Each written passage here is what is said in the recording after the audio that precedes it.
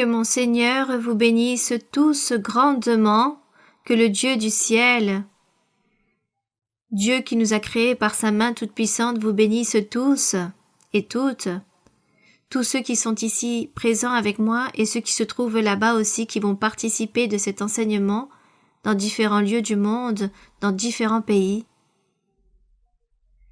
De grandes bénédictions pour vous tous, que Dieu vous bénisse et que le Seigneur soit toujours à vos côtés et qu'il écoute vos prières et que le Seigneur écoute, vous fasse plaisir et exauce tous vos vœux et réalise tous vos besoins et qu'il regarde toujours vos nécessités et toutes les suppliques que vous réalisez lorsque vous vous dirigez à lui dans vos prières, que le Seigneur soit toujours à vos côtés en train de vous écouter et de vous bénir grandement. Donc aujourd'hui, un jour de plus de notre enseignement, il nous correspond aujourd'hui de lire l'Évangile selon Luc, chapitre 24. Et comme toujours, nous allons jouir et prendre plaisir avec notre Dieu, avec la lecture de ce chapitre, de cet Évangile selon Luc, chapitre 24, où on nous raconte tous les faits et les événements que le Seigneur Jésus-Christ a réalisés lorsqu'il était sur terre autant qu'être humain, lorsqu'il a marché auprès des humains. Nous allons donc jouir de la parole et affermir notre cœur pour Dieu, être très attentif à la lecture de la méditation d'aujourd'hui et en même temps, nous allons dire au Seigneur, « Je veux que tu demeures dans ma vie, dans mon cœur, que tu habites en moi. » Toujours nous devons prier Dieu avec tout notre être, avec tout notre cœur, avec toute notre âme, et dire au Seigneur qu'il habite et demeure en nous, que jamais il nous abandonne, qu'il tende sa main et qu'il soit toujours avec nous. Et nous voulons nous engager aussi avec lui pour continuer à persévérer dans ce chemin qu'il nous a tracé, cette voie dans laquelle il nous a apportés, comme il l'a promis il y a tant d'années en arrière, qu'il serait en train d'établir une église, une congrégation, une assemblée dans le monde entier, et c'est lui qui se chargerait de gouverner, de convertir les cœurs et d'apporter les personnes dans son lieu. Lui-même se chargerait de réaliser cette fonction. Donc réellement, pour nous, ça a été très simple d'arriver à l'œuvre évangélique, mais nous sommes ici devant la présence de Dieu. Et Dieu est avec nous, car Dieu s'est manifesté dans notre vie. Et dans la vie de chacun d'entre vous là-bas aussi, il y a des milliers de témoignages où les personnes rendent témoignage et racontent au sujet de la manifestation de Dieu, au sujet des miracles et des prodiges que le Seigneur a fait dans la vie de chacun, les guérisons, ou qui les a gardés de certains dangers. Dieu accomplit, Dieu parle, c'est Dieu qui gouverne tout l'univers, c'est Dieu qui gouverne le monde. C'est Dieu qui établit des rois ou qui ôte des gouverneurs, c'est Dieu qui envoie tous les chefs dans le monde entier, certains pour bénir, d'autres pour châtier peut-être.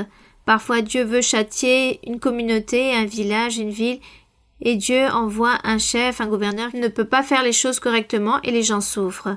Mais aussi Dieu connaît et sait qui peut bien gouverner, alors il envoie cette personne pour que le peuple reçoive les bénédictions. Donc, nous devons toujours prier et demander au Seigneur que dans tous nos pays, partout où nous avons l'opportunité d'aller, nous demandons au Seigneur qu'il envoie de bons gouverneurs, de bons chefs, que le Seigneur n'aille pas nous châtier, mais qu'il établit de bons dirigeants et qu'il soit en train de diriger tous les êtres pour que tout se fasse à la perfection et de cette façon, nous vivrons tous au milieu de la paix. Bien. Donc, la prière est très importante. Le Seigneur dit que la prière est un grand outil qu'il nous a donné à nous les êtres pour nous diriger à lui. Donc, notre prière est très importante. Et de cette façon, je vous invite maintenant pour que vous puissiez vous asseoir, vous mettre à l'aise là où vous vous trouvez Et les personnes qui ont la Bible, ouvrez votre Bible dans l'Évangile selon Luc, chapitre 24, car ici nous allons continuer à lire tous ces merveilleux faits. Et ici, dans le chapitre 24, nous allons donc commencer notre lecture où il est écrit « Le premier jour de la semaine, de grand matin, dans la lecture précédente, dans l'enseignement précédent, nous avons vu et lu que le Seigneur Jésus-Christ fut crucifié, que le corps de Jésus mis dans un sépulcre, et ensuite, ici, ce que nous allons lire aujourd'hui, ces 3 jours sont passés, et nous allons voir que s'est-il produit ensuite au bout du 3e jour que le Seigneur fut mort et crucifié. Donc le premier jour de la semaine faisant référence au dimanche. Donc, elles se rendirent au sépulcre de grand matin, portant des amorates qu'elles avaient préparées. Certaines femmes, l'histoire nous raconte que certaines femmes qui avaient marché avec le Seigneur ont apporté tout ce genre d'aromates, car c'était la coutume dans l'ancien temps dans ces lieux, d'apporter des parfums, des arômes et beaucoup d'éléments aussi pour les personnes qui mouraient. Donc les personnes réalisaient beaucoup de rituels comme ce genre, et ces femmes qui avaient marché auprès du Seigneur se sont efforcées pour apporter les meilleures choses dans le sépulcre pour visiter le corps du Seigneur. Et l'histoire raconte, elles trouvèrent que la pierre avait été roulée de devant le sépulcre. Imaginez-vous cette grande surprise pour ces femmes, lorsqu'elles arrivent là-bas dans ce lieu et voient que le sépulcre est ouvert, que cette grande pierre qui s'y trouvait n'était plus là, qui avait servi pour fermer ce lieu qui se trouvait dans la terre, le sépulcre dans la terre. Au milieu de tous ces rochers, c'était la manière de comment les gens enterraient les morts, en ouvrant des sépulcres très profonds, dans certaines occasions, au milieu des rochers. Donc l'histoire raconte ici que c'était le sépulcre d'un homme riche qui l'avait donné pour qu'on puisse enterrer le Seigneur. Et ce jour-là, lorsque beaucoup ont été témoins de ce fait, ont vu comment une grande pierre très grande a été déposée pour que personne ne puisse l'ôter, et à part de cela aussi, il y avait aussi des gardiens qui surveillaient ce sépulcre, car les Juifs disaient « Toutes les personnes qui sont là peuvent venir le soir et ouvrir le sépulcre pour emporter le corps, pour enseigner des mensonges et dire qu'il a ressuscité. » Donc c'est pourquoi les gens ont envoyé ces gardiens, et cela s'est produit ainsi. Et ces femmes, lorsqu'elles arrivent au sépulcre, et voient que cette pierre a été roulée devant le sépulcre, étant entrées, elles ne trouvèrent pas le corps du Seigneur Jésus. L'histoire raconte qu'elles étaient complètement perplexes, et devant elles, 2 hommes leur apparurent en habits resplendissants. Ces hommes étaient des anges. Ils étaient là, debout face à elle pour parler avec ces femmes. Et comme elles étaient remplies de frayeur, elles baissèrent le visage contre terre et leur dirent « Ces hommes demandèrent à ces femmes « Pourquoi cherchez-vous parmi les morts celui qui est vivant ?» Car elles étaient toutes effrayées, et elles ont posé la question à ces hommes « Qu'avez-vous fait avec le corps du Seigneur? Nous avons vu lorsqu'on l'a enterré ici dans ce lieu, et ici on ne le retrouve plus. Savez-vous quelque chose à ce sujet? » Elle demandait à ces hommes. Et comme il s'agissait des anges, ces hommes ont dit « Pourquoi cherchez-vous parmi les morts celui qui est vivant ?» Le Seigneur Jésus-Christ, beaucoup de fois, avait enseigné et avait dit à tous qu'il allait mourir, mais qu'il allait aussi ressusciter. Mais ses apôtres, le peuple, les personnes qui l'écoutaient, n'avaient rien compris. C'est pourquoi ces femmes, ayant entendu ce que le Seigneur leur avait annoncé qu'il allait ressusciter, elles n'avaient pas compris. Elles n'arrivaient pas à assimiler toutes ces choses, elles étaient très effrayées et c'est pourquoi elles demandaient où se trouve le corps du Seigneur. Et les anges disent « Vous cherchez parmi les morts dans un sépulcre, vous cherchez celui qui est vivant. » Puis, dans le verset 5, il est écrit, ou dans le verset 6 plutôt, « Il n'est point ici. » Voici ce qu'ils répondent. Les anges répondent à ces femmes. « Il n'est point ici, mais il est ressuscité. Souvenez-vous de quelle manière il vous a parlé lorsqu'il était encore en Galilée. » Et qu'il disait, « Il faut que le Fils de l'homme soit livré entre les mains des pécheurs, qu'il soit crucifié et qu'il ressuscite le 3e jour. » Donc le Seigneur leur avait déjà dit toutes ces choses à plusieurs reprises, mais les gens n'avaient pas compris. Puis ici, dans le verset 8, il est écrit « Elles se ressouvinrent des paroles de Jésus. À leur retour du sépulcre, elles annoncèrent toutes ces choses aux 11 disciples et à toutes les autres personnes. » C'était qui dirent ces choses aux apôtres étaient Marie de Magdala, Jeanne-Marie, mère de Jacques, et les autres qui étaient avec elle. Il y eut beaucoup de témoignages au sujet de la résurrection de notre Seigneur Jésus-Christ. Car, dans d'autres apartés de la Bible, il est mentionné que des anges apparurent aux personnes, aux gens, pour leur annoncer au sujet de la résurrection du Seigneur. De cette façon, dans l'ancien temps, les personnes, les apôtres, se remplirent de joie avec cette nouvelle, et même si certaines personnes doutaient, car pour elles c'était impossible que toutes ces choses se produisent, les gens n'avaient pas compris la puissance de Dieu. Les gens avaient écouté le Seigneur Jésus-Christ qui enseignait la doctrine, qui leur enseignait la voie, le chemin, beaucoup de choses, mais ils n'arrivaient pas à assimiler et à comprendre ce qu'il était vraiment en train d'annoncer, car l'histoire raconte qu'ils avaient comme un voile sur eux, sur leurs yeux, et cela leur empêchait de comprendre la parole de Dieu. Ces voiles encore aujourd'hui existent aussi dans l'humanité, en les personnes. Lorsqu'on leur prêche et on leur parle au sujet de Dieu, ou lorsqu'ils écoutent des témoignages et les gens écoutent que Dieu parle, que Dieu se manifeste à l'homme, que Dieu envoie les dons spirituels, que Dieu nous oriente, nous bénit, fait des miracles, envoie la guérison. Lorsque nous racontons tout cela aux gens, les gens n'arrivent pas à comprendre, écoutent et apparemment se remplissent de joie en disant « Oui, c'est très beau ce que vous racontez ». Mais pour ces gens, il s'agit d'une simple histoire, qu'il ne s'agit pas d'une réalité, car il y a un voile qui est déposé sur eux qui les empêche de voir et de comprendre. Mais juste le jour que Dieu veut ôter ce voile des personnes et faire que ces gens comprennent le plan de Dieu, c'est lorsque la personne ouvre des yeux spirituellement, comprend et continue dans la voie du Seigneur. Je pense que nous tous nous portions ce voile et Dieu nous a ôté ce voile.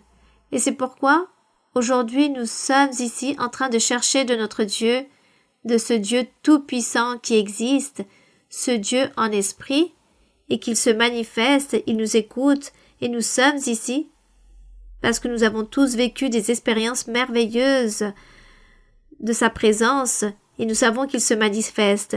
Nous ne doutons pas car nous savons, parce que Dieu nous l'a démontré plus d'une fois en réalisant des miracles, se manifestant d'une manière ou d'une autre, et c'est pourquoi nous croyons en le Seigneur, c'est pourquoi nous croyons en ce Dieu vivant, puissant et d'esprit qui est en train de nous regarder, qui nous connaît et qui nous bénit, et où que nous ayons, il est toujours là pour nous protéger et nous bénir. Que l'honneur et la gloire soient pour notre Dieu, et nous rendons grâce à notre Dieu pour s'humilier et pour faire toutes ces choses avec nous les êtres humains. Donc les choses se sont produites ainsi, ces femmes et tous les disciples avaient écouté, étaient remplis de frayeur, mais ils doutaient. Et l'histoire ici dans le verset 13 ou dans le verset 12, il est écrit. Nous sommes en train de lire au sujet de Marie Magdala dans le verset 10 et dans le verset 11, lorsque ces femmes ont commencé à parler aux disciples et à toutes les autres personnes, pour ces gens c'était une folie. C'était une folie le discours de ces femmes et n'y crurent pas. Mais Pierre se leva et courut au sépulcre.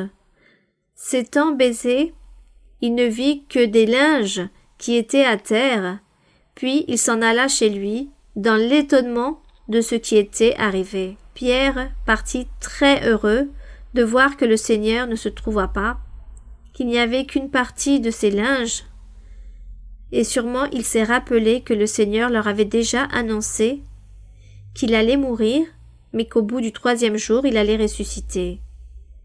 Pierre partit très heureux, car il vit que ce personnage qui a marché auprès d'eux durant beaucoup d'années était la vérité, était la voie, la vérité et la vie qui mène à la vie éternelle. C'était le Seigneur que Dieu avait envoyé pour sauver toute l'humanité.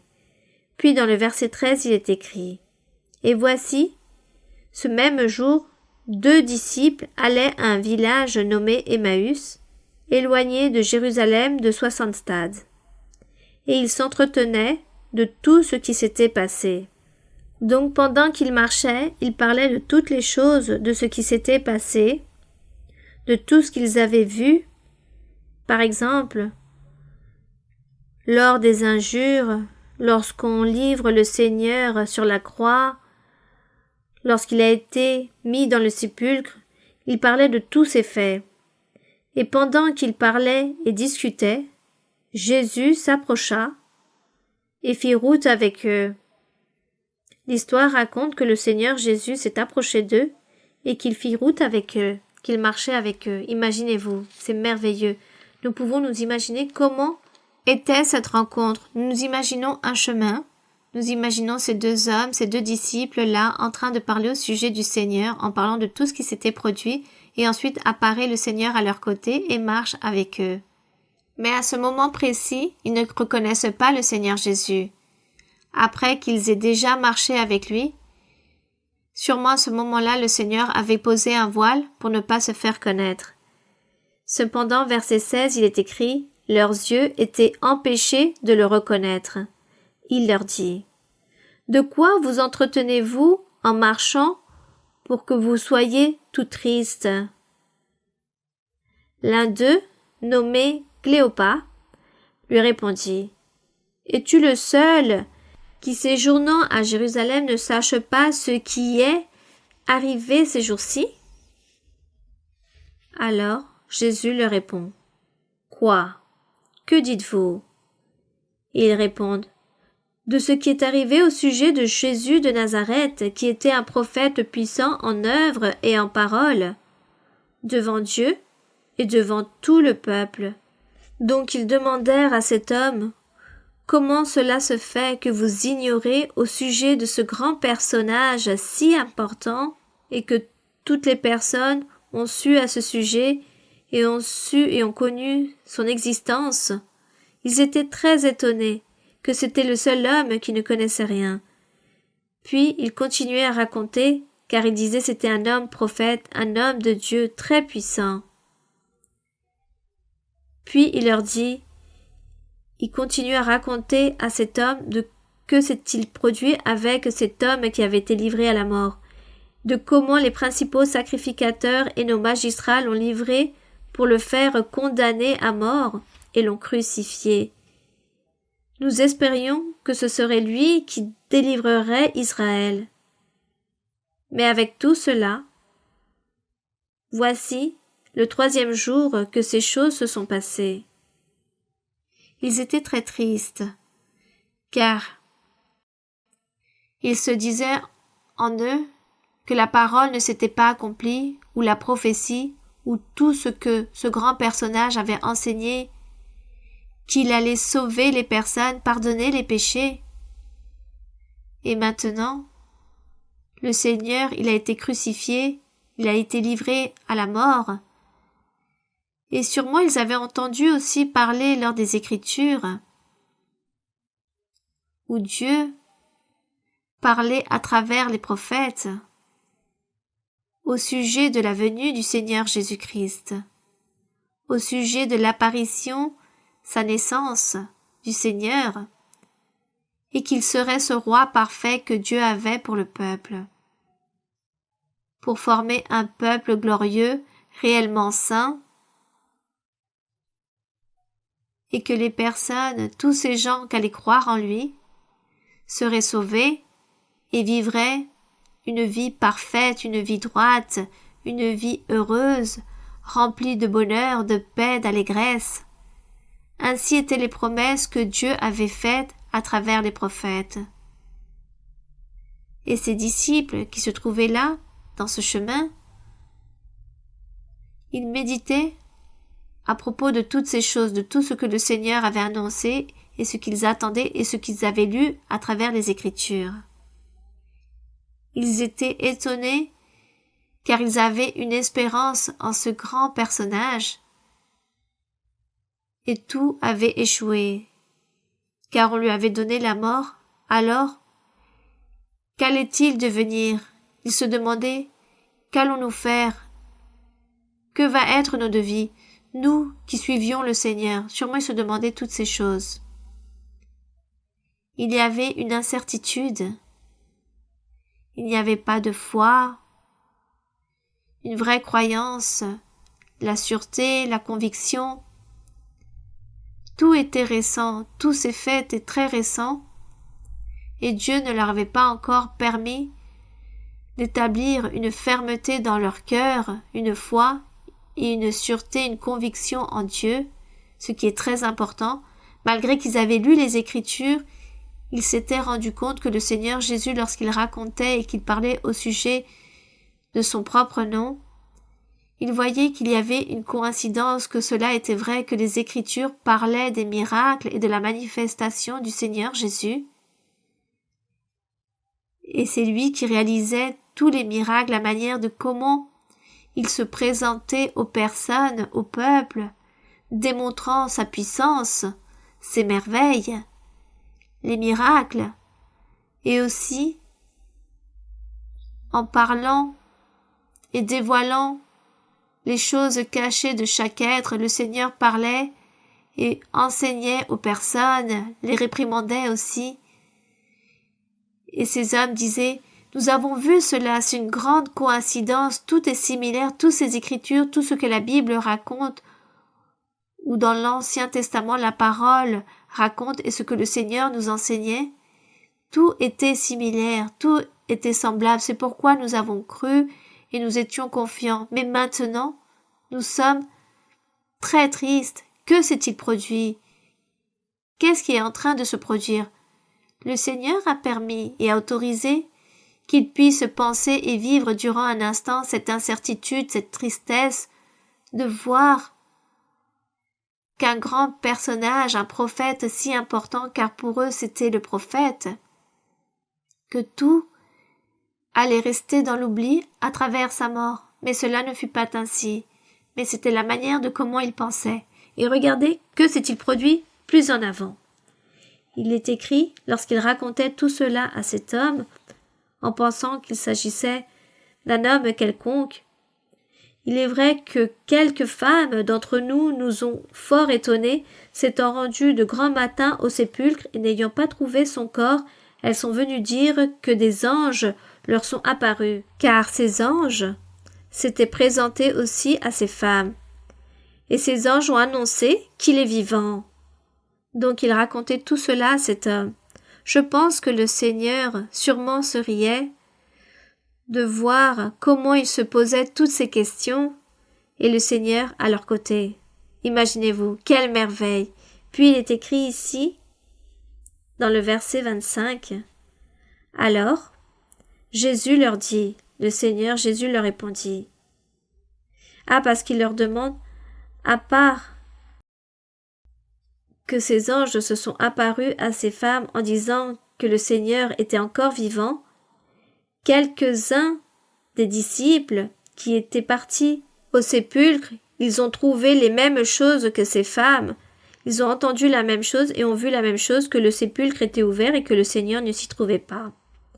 Donc le Seigneur Jésus leur donne une réponse et leur dit « Ô homme sans intelligence » dans le verset 25. « Ô homme sans intelligence et dont le cœur est lent à croire tout ce qu'ont dit les prophètes. » Ne fallait-il pas que le Christ souffrit ces choses et qu'il entrât dans sa gloire? Là, le Seigneur leur rappelle les Écritures et leur rappelle aussi ce qu'il leur avait enseigné. Et il leur dit pourquoi ils ont un cœur si dur, pourquoi ils ne croient pas. Le Seigneur, à ce moment-là, leur ôte ce voile. Et dans le verset 27, il est écrit « Commençant par Moïse, le Seigneur commença à parler de Moïse. Car nous savons que les livres de Moïse commencent depuis la Genèse. » Donc le Seigneur commence à raconter en disant, en commençant par Moïse et par tous les prophètes, le Seigneur employa tous les prophètes qui ont existé et il leur expliqua dans toutes les Écritures ce qui le concernait ou ce qui était écrit au sujet du Seigneur Jésus-Christ. Et tout cela, nous l'avons présent encore aujourd'hui. Aujourd'hui, si nous lisons les Écritures, dans l'Ancien Testament,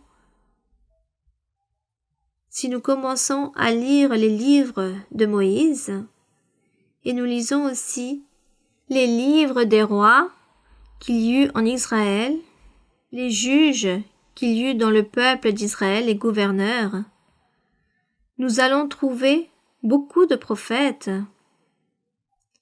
qui s'y trouvaient en train de prêcher, d'enseigner, de prophétiser, et parlant au sujet de la parole de Dieu au peuple, aux rois, aux gouverneurs, aux dirigeants, leur parlant de Dieu et des promesses que Dieu avait et les projets qu'il avait pour les jours suivants, pour les derniers jours, au sujet du Seigneur Jésus-Christ, afin que toutes les personnes puissent croire et savoir le plan que Dieu avait pour les jours suivants, et d'établir ainsi un peuple saint, parfait, une Église, et qu'il s'agirait de ce roi parfait, cet envoyé de Dieu, ou ce prophète, ou l'ange de l'Éternel, l'envoyé, ou l'ange de lumière que le Seigneur porte beaucoup de noms dans la Bible. Et Dieu leur parlait, il disait que dans le futur il allait envoyer ce roi, et qu'il fallait y croire, et qu'il fallait croire et le suivre, l'honorer, le glorifier, et qu'il serait celui qui donnerait le salut, le précurseur, celui qui allait pardonner les péchés, celui qui allait purifier le cœur de l'être humain, qui allait perfectionner l'être humain pour que l'être humain puisse vivre une vie sainte et droite, car le Seigneur se chargerait de sanctifier et de perfectionner chaque être, tous ceux qui croiraient en lui. Ainsi étaient les promesses de notre Dieu, notre Père, à travers des prophètes, et que le peuple devait se préparer pour la venue du Sauveur. Ainsi le Seigneur Jésus-Christ, parlant à ses 2 disciples, leur rappelait toutes ces choses, et c'est pourquoi il a commencé à leur rappeler les Écritures, pour qu'ils puissent croire que l'être qui se trouvait face à eux était l'envoyé de Dieu et qu'il ne fallait plus douter qu'il était le Sauveur. Et dans le verset 28, le Seigneur a continué à parler au sujet de la parole du Seigneur, leur parlant des prophètes et de toutes les prophéties et des promesses de Dieu, jusqu'à la venue du Seigneur Jésus, jusqu'à sa propre naissance. Il leur a parlé à ce sujet. Ils eurent beaucoup de temps, car c'était un parcours très long qu'ils devaient réaliser pour arriver à la ville. Donc ici, il est écrit « Lorsqu'ils furent près du village où ils allaient, il parut vouloir aller plus loin, le Seigneur Jésus. Mais les 2 disciples le pressèrent en disant « Reste avec nous, car le soir approche. Le jour est sur son déclin. » Et le Seigneur entra avec eux pour rester avec eux. Pendant qu'il était à table avec eux, il prit le pain, et après avoir rendu grâce, il le rompit et leur donna. Avec cet acte, immédiatement,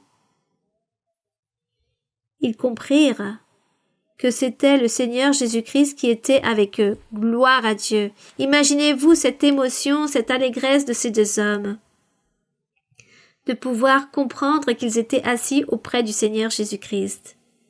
Car ils se sont rappelés lorsque le Seigneur Jésus a mangé le pain et pris le vin avec eux. Lorsque le Seigneur s'est assis à table avec eux, ils se sont rappelés de ce moment. Et dans le verset 31, il est écrit « Alors leurs yeux s'ouvrirent. » À ces 2 disciples, le Seigneur leur ouvrit les yeux, leur ôta ce voile, et ils le reconnurent. Mais il disparut de devant eux lorsqu'ils le reconnurent. Il disparut de la vue de ces 2 hommes. Quelle tristesse! Car là le Seigneur avait disparu. Mais quelle allégresse! Lorsqu'ils savaient qu'ils étaient auprès du Seigneur durant tant d'heures peut-être, durant ce chemin. Et ici dans le verset 32 il est écrit « Ils se dirent l'un à l'autre, notre cœur ne brûlait-il pas au-dedans de nous ?» Lorsqu'il nous parlait en chemin, il nous expliquait ses Écritures. Bien évidemment, ils se sont rappelés qu'ils étaient très heureux, que leur cœur, disons, bon sûrement, c'est comme s'il allait sortir de leur corps de la joie, de l'allégresse qu'ils ressentaient par le fait de parler avec ce grand personnage. Mais ils ne s'étaient pas encore rendu compte qui il était vraiment. Mais au moment même, est restée peut-être leur lamentation car le Seigneur avait disparu. Mais de toute façon, il s'agit d'une grande expérience, mais aussi un signe que le Seigneur leur avait envoyé pour croire que c'était bien le Seigneur Jésus qui avait marché durant tout ce chemin, leur prêchant, leur parlant, réalisant des miracles et qui leur enseignait la doctrine au sujet de ce véritable être de l'envoyé de Dieu. Qu'il ne fallait pas douter, ils ne pouvaient plus douter. C'était le Christ, le Sauveur. Et l'histoire, ici dans le verset 33, il est écrit « Se levant à l'heure même, ils retournèrent à Jérusalem, ces 2 hommes, ces 2 disciples, et ils trouvèrent les 11 disciples et ceux qui étaient avec eux assemblés, et disant « Le Seigneur est réellement ressuscité. Il est apparu à Simon et à Pierre. » Donc ils racontèrent ce qui leur était arrivé en chemin et comment ils l'avaient reconnu au moment où il rompit le pain. Donc ils commencèrent à parler et à raconter les expériences qu'ils avaient vécues avec le Seigneur après la résurrection. Pour eux, il n'y restait plus de doute. Ils devaient croire, ils avaient compris. Ils disaient oui, effectivement, nos yeux ont été ouverts et nous avons compris. Et je suppose aussi qu'ensuite ils se sont repentis car beaucoup avaient douté à l'époque et ne croyaient pas. Mais quelle serait la repentance aussi qu'ils éprouvaient par le fait de ne pas avoir profité du temps, d'avoir pu jouir au maximum de la présence humaine et physique du Seigneur Jésus-Christ dans la vie de ces hommes.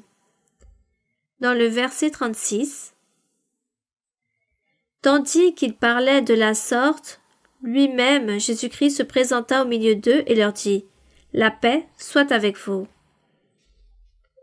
Et là, le Seigneur apparaît devant tous les disciples.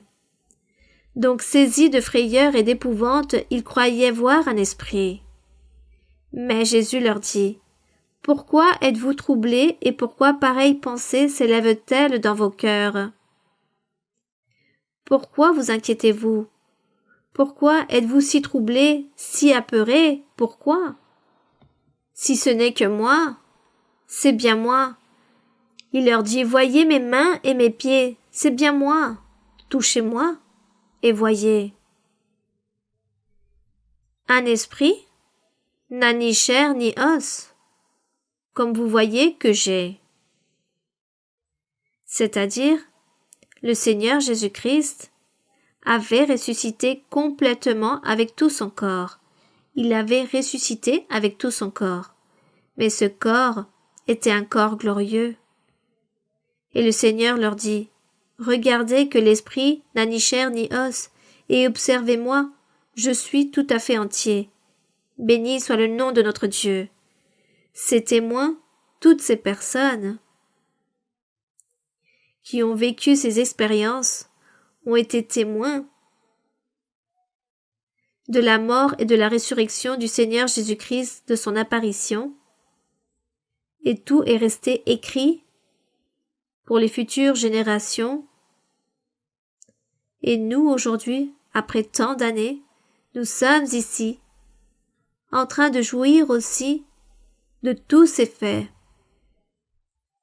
de tous ces écrits, et Dieu les vivifie à chaque fois que nous ouvrons la Bible et que nous lisons un paragraphe ou un chapitre de la Bible, et nous le lisons avec notre cœur, croyant que Dieu vit et que Dieu se trouve en train de nous observer, de nous écouter, qu'il est très proche de nous lorsque nous lisons de cette façon. Dieu vivifie ses écrits, il les vivifie. Il fait que tout cela soit réel dans notre vie. Ces écrits, il ne s'agit pas d'une simple histoire comme toutes les histoires qui peuvent s'écrire dans un livre. Il ne s'agit pas que de simples contes ou des choses merveilleuses qui se sont produites juste il y a des années en arrière, mais ce sont une réalité que ces gens ont vécue anciennement dans le passé, et aujourd'hui nous sommes en train de vivre avec le Seigneur beaucoup de merveilles, beaucoup d'expériences merveilleuses. Aujourd'hui peut-être nous ne l'avons pas physiquement, mais son esprit est là avec nous. Il nous parle. Il parle à nos vies, à notre cœur, et il accomplit tout ce qu'il promet. Nous sommes donc certains et convaincus que ce livre est un véritable livre, que Dieu a permis que puisse exister ce livre pour connaître notre Dieu, pour connaître l'existence de Dieu. Et ce livre se vivifie à chaque fois que vous le lisez. Si quelqu'un, peu importe la personne, vient et lit ce livre, va à une bibliothèque ou dans une librairie et dit « je vais lire ce livre car il s'agit d'une histoire merveilleuse », non. Sûrement rien ne va se produire et cette personne ne va rien ressentir, car la personne l'a lu comme une simple histoire. Mais nous, lorsque nous la lisons, il s'agit de la parole de Dieu, la manifestation de Dieu, tout ce que Dieu a fait, ce qu'il a dit, ce qu'il a enseigné, ce qu'il veut que nous fassions et ce que nous soyons. Tout est là écrit, et le Seigneur le vivifie dans notre être. Et si ici il est écrit qu'il a fait un miracle à une personne qui se trouvait morte et qu'il l'a ressuscité, eh bien aujourd'hui le Seigneur le fait, et il l'a fait car il y a des personnes à qui Dieu a ressuscité. Et aussi toutes les personnes qui ont été guéries, des personnes qui se trouvaient dans des fauteuils roulants, paralysées, immobiles, ou victimes de diverses maladies, car il en existe beaucoup, des milliers de maladies qui existent dans le monde, et les personnes le racontent, Dieu les a guéris. Même si notre Dieu est esprit, il travaille avec nous. Et il vivifie sa parole, ses promesses et tout ce qu'il nous dit aujourd'hui à travers de son Saint-Esprit. Il complémente ce qui est écrit ici dans la Bible. Donc, imaginez-vous, tout cela est merveilleux. C'est pourquoi je vous j'invite toutes les personnes qui regardent cet enseignement, qui s'y ajoutent, car je sais que dans plus de 100 pays, les gens regardent cet enseignement. Je vous invite pour que vous puissiez lire la Bible, mais lisez la Bible avec votre cœur, avec de la foi, en croyant que Dieu se trouvera là à ce moment même pour vous aider et comprendre tous ces écrits. Et aussi pour que le Saint-Esprit vous bénisse. C'est cela. Il faut le faire de cette façon. Ainsi, il faut lire la Bible. Donc nous continuons maintenant ici dans la lecture et il est écrit dans le verset 40. L'histoire, après que le Seigneur leur ait raconté tout cela, que l'esprit n'a ni chair ni os et vous voyez que je suis là entier. Alors croyez que j'ai bien ressuscité, comme je vous l'avais enseigné auparavant. Et en disant cela, il leur montra ses mains et ses pieds. Et comme dans leur joie ils ne croyaient pas encore, comment n'allaient-ils pas se remplir de joie maintenant que nous lisons? Nous nous remplissions de joie aussi. Alors, dans leur joie, ils ne croyaient pas encore, qu'ils étaient dans l'étonnement, il leur dit « Avez-vous ici quelque chose à manger ?» Ils lui présentèrent du poisson rôti et un rayon de miel. Il en prit et il en mangea devant eux. Puis il leur dit « C'est là ce que je vous disais lorsque j'étais encore avec vous, qu'il fallait que s'accomplît tout ce qui était écrit de moi dans la loi de Moïse, dans les prophètes et dans les psaumes. » Alors il leur ouvrit l'esprit, afin qu'ils comprissent les Écritures. Et il leur dit, « Ainsi il est écrit que le Christ souffrirait et qu'il ressusciterait des morts le 3e jour. Béni soit le nom du Seigneur. C'est accompli donc ici la parole de Dieu. C'est accompli la prophétie ou les prophéties qu'ont été données par les prophètes de l'ancien temps, lorsqu'ils prophétisèrent que notre Dieu enverrait son ange, qu'il enverrait un prophète, un serviteur, et qu'il se chargerait de sauver les personnes et de former un peuple, une assemblée sainte, avec des personnes appartenant au monde entier, non seulement d'un seul pays, comme dans l'ancien temps que Dieu avait choisi le peuple d'Israël tout simplement à ce pays Israël, et comme ce peuple a échoué devant Dieu, alors le Seigneur avait un plan aussi dans les jours suivants, dans le futur, d'établir son véritable peuple, mais avec des personnes appartenant à diverses nations, où nous voyons l'amour de Dieu pour toute l'humanité. L'amour de Dieu où il ne regarde pas la race, la couleur, la langue, ni le pays. Dieu ne regarde pas tout cela, mais un cœur qui aime et qui s'inquiète pour le chercher, pour l'honorer et le glorifier et pour le chérir. Donc le Seigneur a accompli cette parole. Et le Seigneur Jésus-Christ a été sur terre aussi avec son peuple physique et leur enseignait toutes ces choses. Que tout cela avait été prophétisé et qu'il s'agissait d'un plan que Dieu avait réalisé et qu'il allait l'accomplir.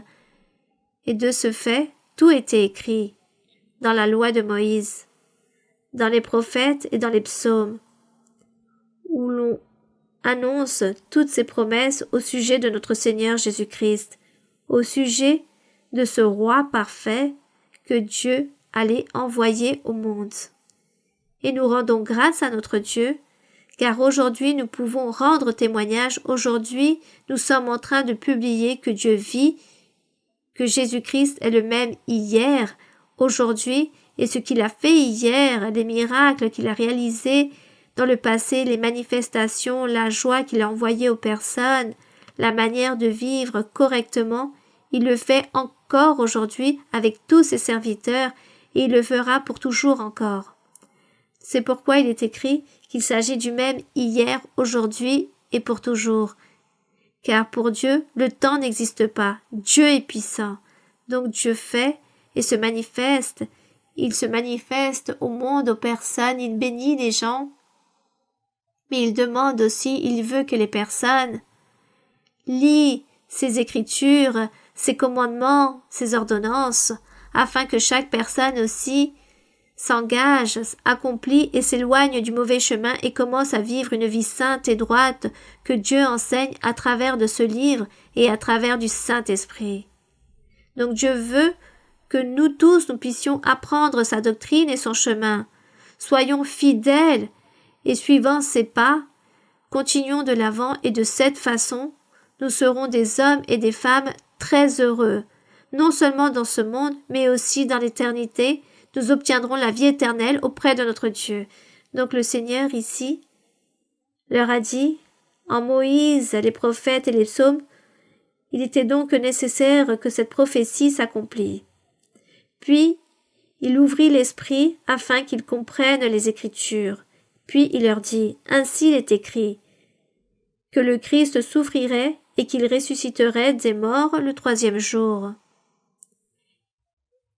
Puis, il ajoute qu'il faut lire dans le prophète Ésaïe, dans le prophète Osée, et là, on trouvera la prophétie que Dieu avait annoncée à travers ses prophètes au sujet de notre Seigneur Jésus-Christ. Puis il est écrit, et que la repentance et le pardon des péchés seraient prêchés en son nom à toutes les nations. Donc Dieu veut que la repentance, c'est s'éloigner du péché, se repentir de commettre le péché, de commettre la méchanceté. Dieu veut que nous puissions être miséricordieux, que nous soyons droits, sincères, justes, loyaux, honnêtes dans absolument tous les aspects, que nous vivions cette vie droite, car ainsi sont les commandements du Seigneur. Et c'est ce que Dieu veut ici, car il dit qu'il est nécessaire que nous puissions nous repentir et que nous puissions vivre la vie avec droiture, avec justice, autant qu'être humain. Voici ce qui plaît au Seigneur, voici ce que Dieu aime et attend de nous. Mais tout cela est accompagné de bénédictions, de grands triomphes dans la vie, car Dieu bénit et donne les triomphes à tous les êtres qui lui obéissent, qui se soumettent à sa volonté et qui veulent plaire à Dieu en absolument tout. Donc, la repentance, le pardon des péchés, que le Seigneur Jésus est celui qui pardonne les péchés, et nous l'obéissance de suivre ce chemin que Dieu est en train de nous tracer. Et dans le verset 47, il est donc écrit, le Seigneur leur dit, Dieu a dit, à travers les psaumes, les prophètes et de la loi de Moïse, il a dit, que tout soit prêché au nom du Seigneur Jésus, la repentance et le pardon des péchés, dans toutes les nations, en commençant par Jérusalem. Il serait beau que nous puissions relire ce que le Seigneur a dit dans le verset 46. Lisons tous le verset 46 et le verset 47.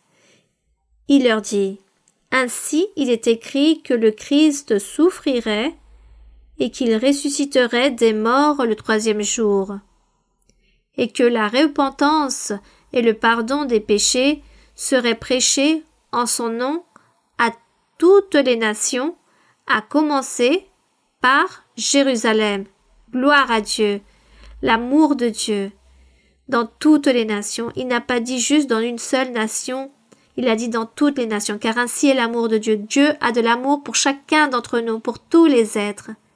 C'est pourquoi je dis que dans plus de 100 pays qui vont voir cet enseignement, sachez que le plan de Dieu était celui-ci, de sauver toutes les personnes, que sa parole puisse arriver à toutes les personnes dans divers pays. Et le Seigneur a dit, tout cela doit commencer par Jérusalem. Béni soit le nom du Seigneur. Puis ici, dans le verset 48, le Seigneur leur dit, vous êtes témoins de ces choses. Et voici, j'enverrai sur vous ce que mon Père a promis. Mais vous, restez dans la ville jusqu'à ce que vous soyez revêtus de la puissance d'en haut. Restez à Jérusalem jusqu'à ce que vous soyez revêtus de la puissance d'en haut. Restez donc là-bas, il a dit cela à ses disciples pour recevoir le Saint-Esprit. Et réellement, lorsque nous lisons dans Actes des Apôtres, nous voyons cette expérience qu'ils se sont réunis. Le Saint-Esprit les a revêtus de puissance et jusqu'au jour d'aujourd'hui, le Saint-Esprit est avec nous. Et nous rendons grâce à notre Dieu, car cette promesse n'est pas juste restée là 2000 ans en arrière, mais qu'aujourd'hui aussi, il y a cette promesse du Saint-Esprit que Dieu nous a donnée, il y a le don de la prophétie. C'est pourquoi je vous invite à aller à l'église la plus proche de cette église, que vous puissiez recevoir la prophétie et le Saint-Esprit vous parle au plus profond de votre cœur et qu'il vous donne des bénédictions, car Dieu a de grandes bénédictions pour chacun. Puis ici, il est écrit, dans le verset 50, ici, Il les conduisit jusqu'à vers Béthanie, et ayant levé les mains, il les bénit. Pendant qu'il les bénissait, il se sépara d'eux et fut enlevé au ciel. Pour eux, après l'avoir adoré, ils retournèrent à Jérusalem avec une grande joie. Ils étaient continuellement dans le temple, louant et bénissant Dieu. Mais cela n'est pas resté juste dans cette histoire. Dieu vit. Dieu continue encore aujourd'hui à se manifester dans nos vies. Et le Seigneur veut que nous puissions continuer, autant que haut-parleurs, à publier cet évangile et cette parole merveilleuse. Que nous puissions être témoins de notre Dieu. Car nous pouvons être témoins, car nous avons vu les merveilles de Dieu. Nous avons vu tout ce que Dieu a fait au milieu de nos vies et dans la vie des autres aussi, de milliers de personnes. Il faut donc continuer de l'avant, il faut lire la Bible, et il faut nous soumettre à la parole de Dieu, de sa doctrine. Cherchons Dieu avec tout notre cœur, il nous donnera toujours la joie, la paix, et il sera toujours avec nous, car Dieu vit, et c'est le même hier et aujourd'hui. Le même pour toujours. Gloire à notre Dieu, nous allons donc prier. Père saint, Père céleste, éternel Dieu, au nom glorieux de Jésus-Christ, ton Fils bien-aimé, nous nous trouvons en ce moment même devant toi. Nous savons que tu es en train de nous regarder, que tu es en train de nous écouter, que tu te trouves au milieu de nous et dans nos cœurs. Merci Seigneur pour cette grande opportunité. Merci pour cette merveilleuse opportunité que nous avons de pouvoir marcher dans ton chemin, de lire ta parole et apprendre à propos de tout ce que tu as préparé depuis le commencement, de tous ceux qui te suivent, qui te craignent et qui te cherchent avec tout leur cœur. Et je sais, Seigneur, que tu as de grandes bénédictions pour toutes ces personnes qui t'aiment et qui veulent se soumettre à ton nom et faire ta volonté et vivre une vie droite et te plaire en tout. Merci, éternel Dieu. Merci, mon Père saint, au nom glorieux de Jésus-Christ, ton Fils bien-aimé. Et aussi, Seigneur, au milieu de ta miséricorde, de ton amour, je te demande, Seigneur, de tendre ta main toute puissante qui guérit, car tu es un médecin divin qui guérit. Tu guéris beaucoup de maladies sans aucune opération physique.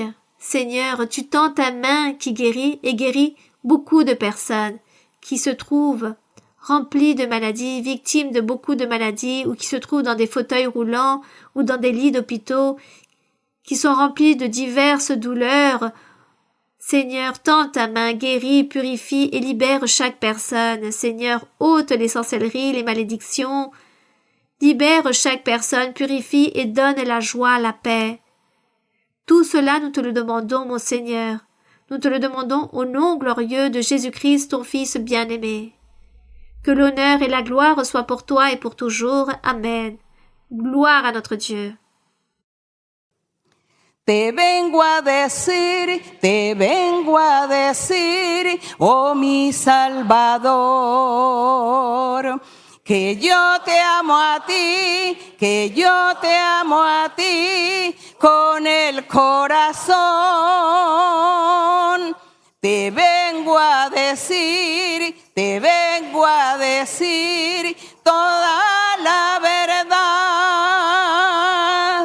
Yo te amo, Señor, te quiero, Señor, con el corazón. Yo quiero cantar de gozo y de paz. Yo quiero llorar de felicidad. Te vengo a decir toda la verdad.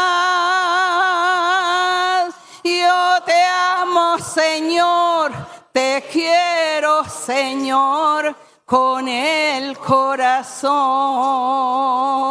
Gloire à notre Dieu. Merci beaucoup. Que mon Seigneur vous bénisse tous et toutes. Un bisou pour les enfants. Je vous embrasse tous très fortement. Que Dieu vous bénisse et à très bientôt. À très bientôt.